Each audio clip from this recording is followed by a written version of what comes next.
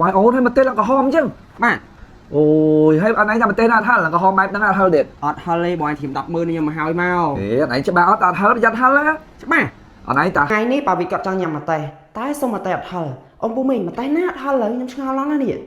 ម្ទេសផ្លោកមួយម្ទេសជប៉ុននេះអំពុំមីងអ្នកគ្នាអត់ហិលទេយើងអាចយកឆ្នៃធ្វើម្ហូបបានណាគាត់ថាបើខ្ញុំឆ្នៃចេញម្ទេសណាអត់ហិលតិចក៏បានដែរគាត់ឲ្យខ្ញុំ100000ឥឡូវខ្ញុំឆ្នៃដល់បាននេះយើងដាក់ម្ទេសផ្លោកនេះមួយម្ទេសជប៉ុននេះឃើញធំអញ្ចឹងមែនណាតែអត់ហិលទេចាំមើលអំពុំមីងអ្នកគ្នាថាខ្ញុំធ្វើបានអត់ម្ហូបហ្នឹងបើខ្ញុំធ្វើបានគាត់ឲ្យខ្ញុំ100000ណាតោះមកធ្វើមួយខ្ញុំទាំងអស់គ្នាណា